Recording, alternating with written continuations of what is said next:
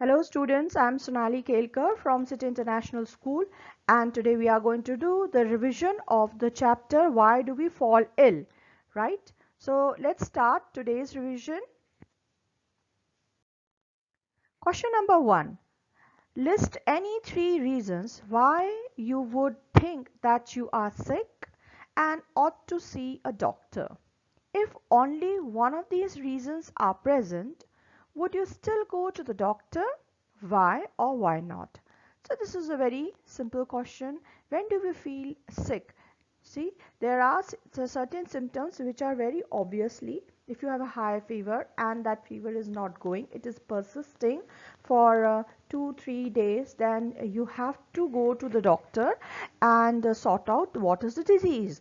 Or suppose you have stomach pain, acute stomach pain, that is also persisting for 2-3 days. Or suppose you have loose motion and vomiting, so definitely this can be due to the acidity or due to stomach infection. Again, if the things are persisting for 2 to 3 days, if it is a very acute, suppose you are going for loose motion for 10 to 11 times, then definitely you have to visit the doctor, because there must be stomach infection or any kind of food poisoning. And suppose if a person is having a wound and there is a lot of pus coming out of it, the wound is not healing, it is taking much time to heal, so definitely we are supposed to go to the doctor to find out what is the reason behind it. So let's see the answer. Yeah, yes, headache and fever. If you have any kind of muscular pain, then dysentery is loose motion. So usually we do not visit a doctor if any one of the symptom is observed, as it does not affect the general health, right? So why do we not go? Because it does not affect the general health. But if this persists for long period of time, then we should consult a doctor for proper treatment. Next question. In which of the following case do you think the long-term effect on your health are likely to be most unpleasant? If you get jaundice is a kind of disease which affect a person's liver, right? So jaundice affects person's liver, affect liver. So we know that liver is a very important, a very vital organ of our body, right? Jaundice, in Hindi we call it pilia, and in scientific language we call it hepatitis. Now there are different type of hepatitis, as I've already told you: hepatitis A, hepatitis B, C, D, E. Hepatitis A is caused by water, okay, contaminated water. So it will take a time, it will take like right about 10 to 15 days just to recover. Okay, then you have to take a proper health care after that. For, let's take, for 6 months you need to have boiled water. You need to have food which is not very spicy, because a spicy food always affects your health. Okay, so this is all about jaundice. Then if you get lice, okay, and if you get acne, and why? So in which of the following cases do you think the long-term effect on your health likely to be most unpleasant? So we can make out, see, acne it won't affect your health long term. You can treat acne, you can go to the skin doctor, it won't affect your general health. In fact, lice, you can take medicines, you can get rid of lice, right? There are different medicinal shampoos are there, okay, that you have to apply, so they can get rid of lice. That's not a big problem. But jaundice, yes, it needs a lot of care, okay, it needs a lot of rest, and you have to be very particular about food and water. So let's see the answer. In the above cases, lice and acne are the acute problem of your health. It is not going to remain, and it is not going to affect your general health. Okay, it is not going to remain for long term. But jaundice is the disease that have most unpleasant effect on your health if it is not treated well, or if it is not treated well on time, that can lead to liver cirrhosis, right? As it affects the most important organ of our body, liver. Okay, liver is the largest glandular organ, and it is very important in our body. Now, why are we normally advised to take a bland and nourishing food when we are sick? See, first of all, when a person is sick, right, he need a lot of energy, right? Energy is required. Why do we need energy? Because our cells have to fight against a disease causing bacteria or viruses or protozoa or fungi, right? So disease causing pathogens, can I tell, right? Okay, body has to fight against pathogens, and that is why it need lot of energy. Okay, most of the energy is consumed to kill these pathogen, right? Then we have to our body organs need to function well. Okay, for that also we need a nourishing food. What do you mean by bland food? Bland means a little bit of oil, little bit of salt. It is not spicy, right? Bland means just opposite of spicy. Okay, it has moderate taste. So why we do need this type of bland food? First of all, it is easy to digest, so your digestive system doesn't have to function so much, right? So these spices, if you eat, you can it can cause acidity. Okay, so if acid is formed, that is going to hamper the treatment also, right? So again, you will find some other problem related with acidity. If a person suffer with acidity, there will be a stomach pain, there will be a vomiting, it can you can have severe headache also. So there are the different problems related with the acidity. Okay, your body is still fighting against the pathogens, and above and all, you are pressurizing your body by having a lot of spicy and heavy food. So we should avoid eating spicy and heavy food. We should eat food which has a lot of nutrient into it, and it will won't pressurize your digestive system will work smoothly without any side effects such as acidity. So let's see the answer. Here is the answer, right?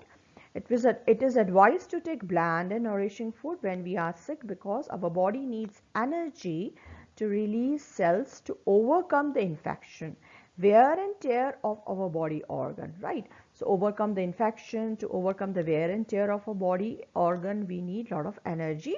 For that energy, we should have nourishing food, a food which give us lot of energy, right? And you should always try to have little boiled food. So if you have boiled food, the digestive system can easily able to digest it, right? And definitely no spice in your food, because this makes the digestive process faster, doesn't release acid in the body, and that can interfere in the treatment and cure. Okay. Now, what are the different means by which infectious diseases are spread? We have dealt this topic in detail, right? Different means, it is in different means of the pathogens to spread. We have done that airborne diseases, right? Here, the whenever person sneeze, whenever he cough, there are droplets coming out from his respective organs. Okay, when you cough, it comes out from your mouth. When you sneeze, it comes out from your mouth as well as from your nose. So all these pathogens or disease causing organisms will spread out, and they will settle on the surface. It will if the person is standing near to you, he will inhale these infectious microorganism, and this will call disease in other person. Then waterborne diseases, cholera, jaundice, typhoid, they are waterborne diseases. The pathogens transmit through water, contaminated water. Then vector-borne diseases, malaria is a vector-borne, dengue is a vector-borne disease, right, caused by mosquitoes. Then we have flies, right? We have done about the flies, how they sit on the fecal material, then they sit on the food, and if we consume that food, okay, so person are more likely to fall sick. Yes, I'll just go through the main point. Through air, then through food and water, that is contaminated food and water, through air, cold, common cold, influenza, that is flu, and tuberculosis, right? So these can be caused by air. Then through water and food, cholera, typhoid, and hepatitis. Cholera, there should be a comma here, cholera, typhoid, and hepatitis. Through contact, skin diseases. Usually skin diseases are caused through contact. Fungal infections caused through contact, then sexual contact, right? Many diseases can be transmitted, such as syphilis, AIDS, and there is one more disease called gonorrhea, rats. These type of diseases caused through sexual contact, right? Unsafe sexual contact, in fact. Then our body fluid, such as blood, right? If a blood of an infected person, suppose a person is suffering with hepatitis B, okay, hepatitis B. If a person is suffering with hepatitis B and uh, his blood is transmitted to another person, which is a healthy person, okay, then definitely that person will also suffer with hepatitis B. Transmission of blood or the needle which is used in the treatment of this particular person, if you use the needle also, then also it cause these type of disease, right? Okay, then semen, that is also then mother's milk, right? If a mother is suffering with the AIDS and she gives her milk to baby, definitely the baby also get infected with the AIDS. Semen, it is a secretion, okay, released by male, and if a person who is right, who has a sexual contact with the other person, and the person is suffering with any kind of sexual diseases, so because of that, that other person will also suffer with these type of sexual STD, we call STD, sexual transmitted diseases, right? That person will also suffer with STDs, right? Then coming to the vectors, we have discussed vectors, right? Mosquito is responsible for many type of diseases, malaria, dengue. These are the very common diseases, right? And chikungunya is one more disease which is caused by malaria. Now coming to the what precautions can you take in your school to reduce the incidence of infectious disease? So you see that the toilets are clean, where you are sitting, that is also, that area is clean, highly ventilated place, because students are sitting in a class and there can be 20, 25, 40, 50 students sitting in one class. The chances of getting infection is more, and for that there should be a proper ventilation.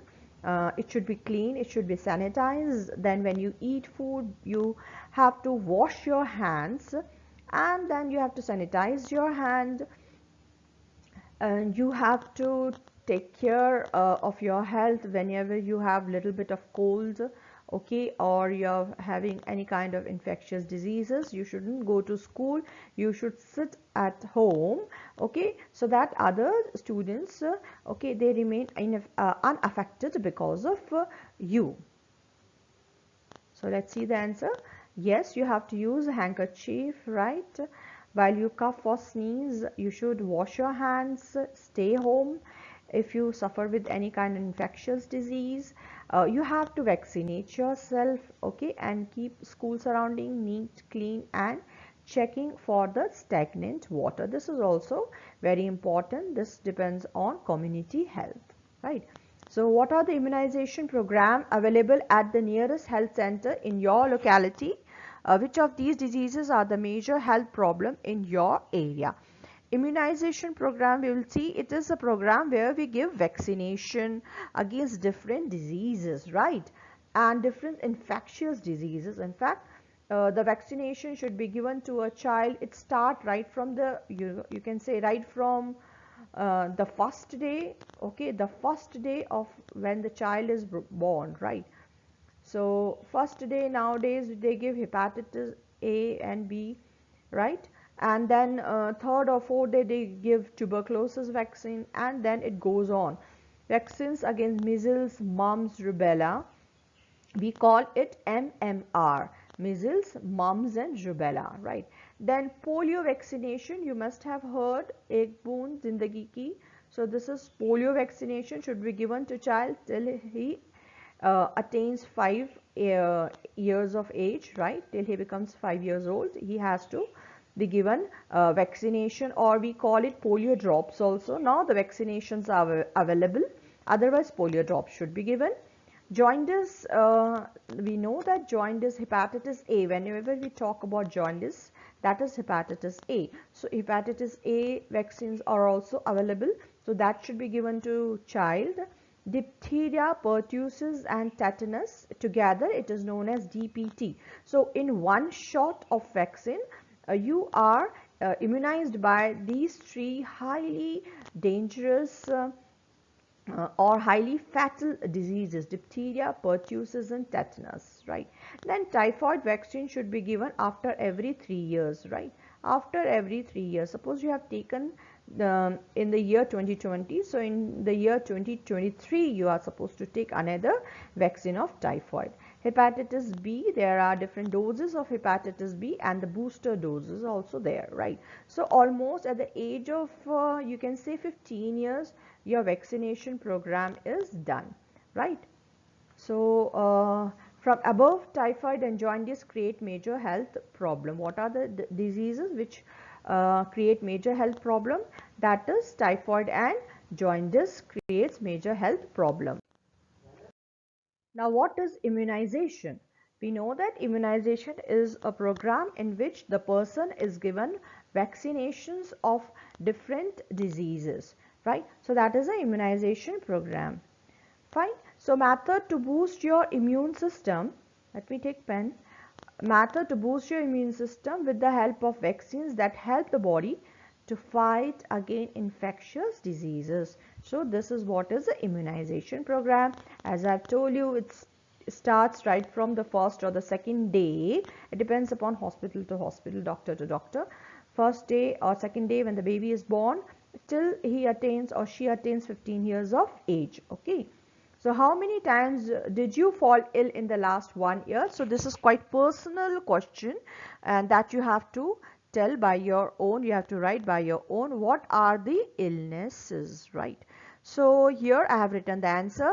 The illnesses was 2 to 3 times common cold occurred in a year, right? Then one change I would make in my habit in order to avoid the above illness is that I would take proper diet. Okay, a proper diet rich in vitamin C. So whenever the person suffer with a common cold diseases, he has to take a lot of vitamin C. Vitamin C can be, yeah, you can get vitamin C by consuming citrus fruit, or there are medicines available in the shops, in the medical shops. You can have those medicines also to for the intake of vitamin C. Okay, and would avoid too cold food. Too much cold food you should avoid, because you know that you are very susceptible to cold. So with the, other than this, you can have Ayurvedic medicines also that will boost your immunity system. You can have kara, there are septilin. These are the medicines which are Ayurvedic medicines. You can also go for the homeopathic medicines, okay, which will protect your body, which will boost your immunity system. Ultimately you won't fall sick because of a common cold, and your general health will remain good. Then surrounding should be neat and clean. This is a very important point where you should pay attention. Your surrounding should be neat and clean.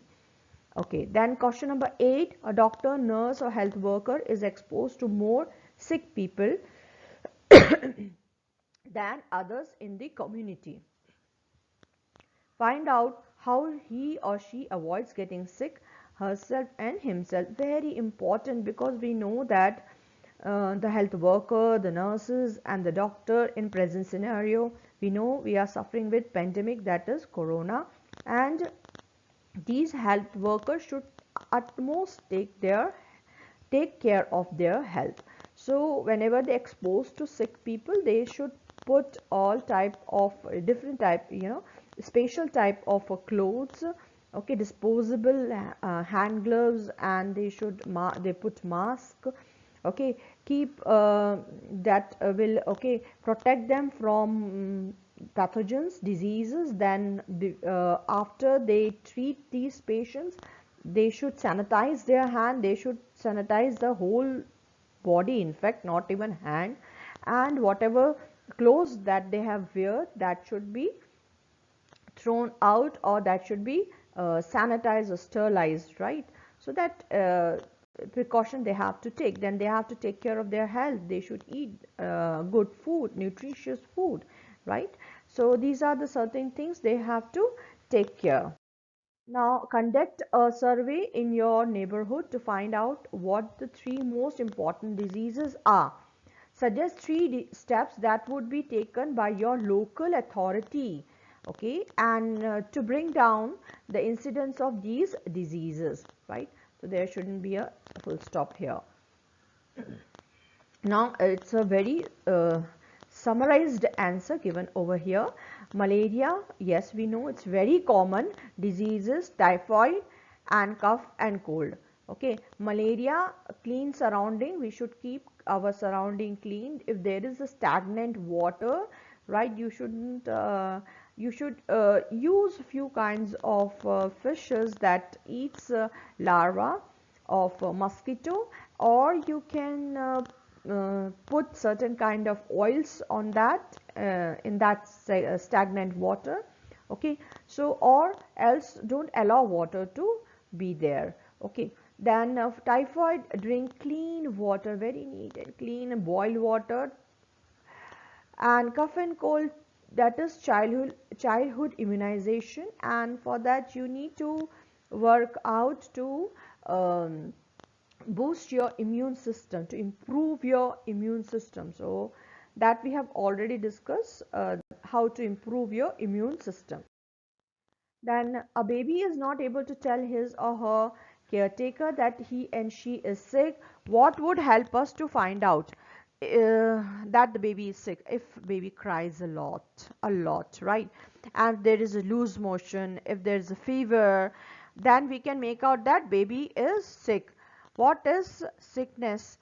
So let's see the answer. The symptoms like baby body temperature, fever, cough, cold, loose motions, non-stop crying, improper. Okay, this type of crying is very improper. It's not a normal crying, right? Then definitely you will find that the baby is suffering with some kind of problem or some kind of disease. So, and if the baby is not taking food, that is also one of the reason. What symptoms would help us to find out the sickness of the baby? So these all the symptoms would help us to find out the sickness of the baby, okay. Now under which of the following condition is a person most likely to fall sick? Okay, now just I will explain you what is a sickness. Sickness is any condition in a body which is hampering the normal or the general function of the body. That is called the sickness. A condition that is hampering the normal or the general function of the body, that is called sickness, okay. And how can you determine sickness? See, there are different reasons given here. You can have fever, cough and cold, loose motion, right? So these are the different kinds of symptoms which through which we can make out that a person is sick, right? If he is feeling uh, continuous nausea, and if he is not feeling energetic, if he is having any kind of pain in his body, and which is hampering his normal function, and definitely that will contribute that a person is suffering with some kind of sickness, some kind of disease. Okay, now coming to the question number 11. Under which of the following condition is a person most likely to fall sick? The conditions are given here. When she is recovering from malaria, when she has recovered from malaria and is taking care of someone suffering from chickenpox, when she is in 4-day fast after recovering from malaria and is taking care of someone suffering from chickenpox. So definitely this I would suggest is the most likely condition to fall sick. She is having fast means you don't have food, which is absolutely not advisable when the body is recovering from certain disease. Body needs a lot of energy. Okay, the cell are growing, the cell are developing, new cells are forming, so body need lot of energy. And if you're taking care of some person, then again you are working really hard, and your body need energy to take care of this person, and the person is suffering with chickenpox. Above and all, chickenpox, we know that it is a highly infectious disease, right? So these are the more likely condition where a person who has already suffered with malaria can suffer with chickenpox, because his immunity is already down, right? So these are why, so that we have discussed why.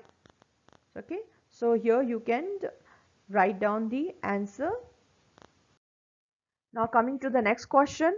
Under which of the following condition are you most like to fall sick? When you are taking examination, when you have traveled by bus and train for 2 days, or when your friend is suffering from measles. So of course, when your friend is suffering from measles, this is the most likely condition to fall sick, because again measles is a highly contagious disease, right? Okay, so let's see the MCQs over here. You are aware of polio eradication program in your city. Children are vaccinated because, okay, so why children are vaccinated? Let's see the options. Vaccination kills the polio causing organisms, prevent the entry of polio causing organism in the body. It creates immunity in the body, of course. It creates immunity in the body. Vaccines are you can say these are formed by the dead or very mild, very weak microorganisms, which are injected in your body so that your body start making antibodies. Antibodies is something which fight against these germs. Okay, so body start fighting against these germs, so these vaccinated are introduced in your body. In this vaccination you will find the germs are killed, or they are very very very mild, very weak. Okay, sometimes it cause a little bit fever in your body, but that is a good sign. It shows that yes, your body is making antibodies against these germs or against these antigens. Now coming to the making antiviral drugs is more difficult than making antibacterial medicine, because we know that viruses make use of host machinery. Viruses are on the borderline of living and non-living. No, viruses have very few biochemical mechanism of their own. So this is the most appropriate answer for this question, right? Then many of the people suffer from the problems of acne and feels annoyed by the ugly skin texture caused due to the acne spots. Can you guess the microorganism caused these acne? The microorganism is Staphylococcus. It is a bacteria. Staphylococcus is a type of bacteria, right? Because there is a word called coccus. Coccus means round in shape or spherical in shape. Okay, so these are the bacteria which are round in shape. There are the different shapes of the bacteria. Okay, round shape, then sausages shape, that is cylindrical shape, then spiral shape, then comma shaped. So there are different shapes of bacteria. Staphylococcus is one of the category of bacteria. Then if you live in a overcrowded, poor ventilated house, then you may suffer from which of the following disease? You can think about this. It is cholera, no. AIDS, no. Airborne disease, yes, because the ventilation is very poor. Now coming to the next, antibiotics, are infected against the viral infection. For which type of the viral infection, human body produce its own antiviral protein that is released from the infected and dying host cell. What is this protein? This is something different question which is not given in your book. So the protein is interferon is the protein which is made by our body when we are infected with some kind of virus or a dying host cell, the virus or dying host cell, right? So body releases this protein, that is interferon. Okay, cancer is a disease caused due to the uncontrolled growth of tissue in any part of body. So this disease comes under which of the following type? Contagious diseases, infectious diseases, non-infectious diseases, or none of the above. Contagious diseases, these are diseases when a person is born. Okay, so during that time itself, these are the type of diseases are present in a person's body when he or she is born. Okay, infectious diseases, no. We cannot say cancer is caused, it is infectious diseases, though there are certain cancers, cervical cancer as for example, it is caused by a virus, and girls who has attained the puberty, menstrual cycle has started, these girls are advised to take these type of vaccination, children, okay, and to avoid cervical cancer, right? So you can start taking from the year 12th, that is when you are 12-year old, 13, 14, 15, like this you can take, but it is always advisable to take it in your initial time. Okay, so okay, in your initial age. Okay, after the menstruation start, okay, you have to go to a gynecologist and take these vaccinations, and because it has been seen that if a person is infected that particular type of virus, she can have a cervical cancer, right? So that is little bit infectious. Otherwise cancer is a non-infectious disease. This is the right answer, right? The rest are not correct answer. So this is let's see the different questions. The main symptoms of HIV/AIDS infection are due to the fact that patient's body can no longer fight off many minor infections and hence become the reason for the patient's ultimate health. This happened because, yes, this happened because HIV virus, we know that HIV virus damages the immune system of your body. It directly attacks the immune system. Okay, so that is why the person who is suffering with AIDS is more likely to suffer with the common diseases such as common cold, tuberculosis, and he and she may die just because of these diseases. Okay, cholera is an infectious fatal disease caused by the bacteria which lives and multiply in small intestine. The disease sometimes occurs in pandemic form. Yes, when people, you know, secrete excreta or the fecal material in water bodies, nearby water bodies, and this pathogen will spread fast because of the nearby water body and contact, because people are consuming contaminated water. Okay, so that's why they are more likely to get this disease. So which of the following is not a reason for the spread of the disease? Okay, breeding of flies in the garbage heap, this is a reason. Uses of spices in food, drinking contaminated water, consuming contaminated food. Uses of spices in food is most unlikely reason. Okay, this reason is not perfect, and the rest of the reason definitely helps in the spread of the bacteria. So this reason is not a correct reason. So use of spice is the correct answer for this question. Now coming to the next question, mosquitoes are often seen breeding on the stagnant water. We should not allow mosquito to breed in our surroundings because they multiply very fast and cause pollution, are vector for many diseases, bite and cause skin diseases, are not important insects. So it has to be the option B. Okay, they are vectors and they cause many diseases. We know that mosquito cause malaria, dengue and chikungunya, right? So this is all about today's session, children.